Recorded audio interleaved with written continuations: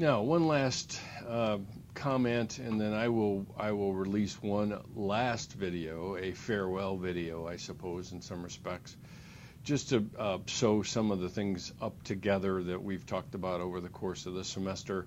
I can't capture all of it, but there certainly are high points that I'd like to comment on. So be sure and take a look at the last video. It will have actual what it will have in it what I've been resisting doing, and that is kind of the talking head way of doing things, but I'll have at least a portion of it to be that way. The last thing, which is fitting to end this course on, is therapeutic lifestyle changes. And that sounds like, well, for people in therapy, that's what we're talking about here. And the reality is that it's true for everybody. There are things that we need to keep our eye on and keep monitoring throughout your lifetime of ways to maintain good mental health. And training seminars are all over the place promoting therapeutic lifestyle change, and they really assume that human brains and bodies were designed for physical activity and social engagement. And so the assumption is physical activity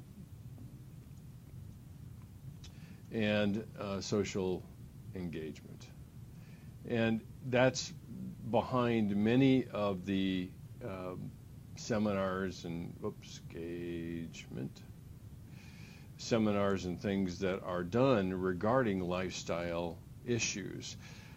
Basically, it recognizes that a human being is an integrated, and this is the thing I want you to keep in mind, is an integrated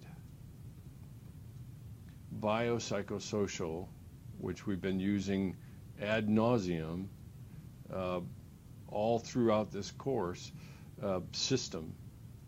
And what that means is that whenever one part of the system is affected, all the other parts are affected as well. So you choose, in a sense, where you want to impact, whether it's the biology or the psychology or the social aspects of things. Stephen Youlardi, which is mentioned in your book, designed a 12-week program for depression and included goals of aerobic exercise, adequate sleep, light exposure, social connection, working toward handling ruminative thoughts, and plenty of nutritional supplements. And 77% of those that completed this program experienced relief, compared to 19% in a treatment as usual control condition. The thing that I want you to keep in mind here is that when we talk about psychology, we are talking about lifestyle, which includes all of these things.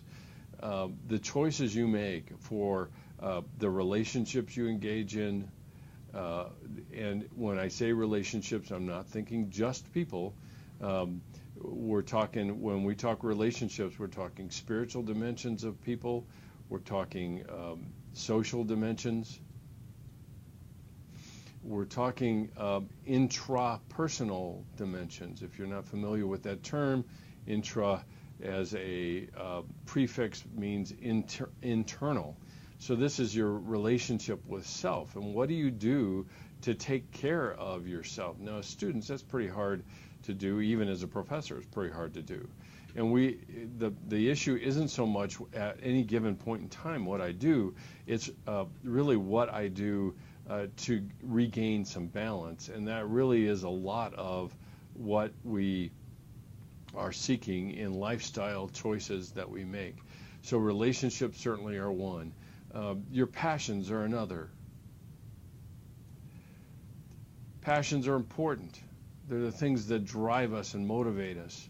And they are the very things that make us, if you will. And cultivating those things, you probably have heard it said, if you love what you do, then you'll never work a day in your life.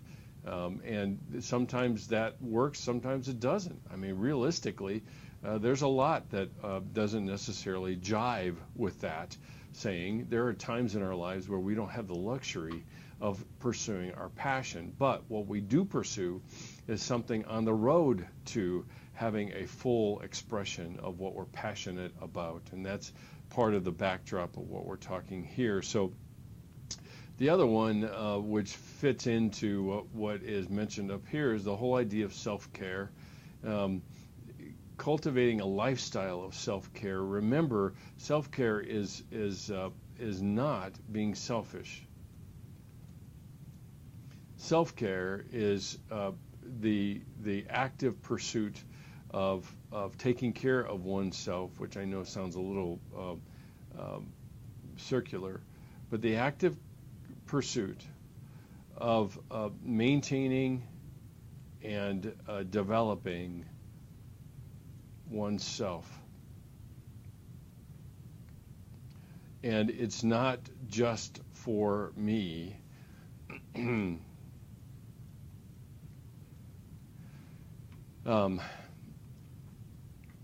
For not only the benefit of others,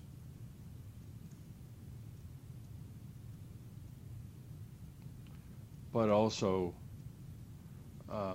to pursue and participate in God's kingdom, in the advancing of God's kingdom. Now that sounds militaristic. I don't mean it to sound that way. Pursue and participate in what God's doing on earth.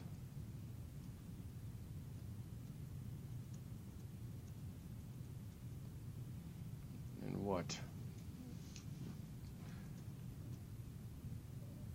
God is doing on earth.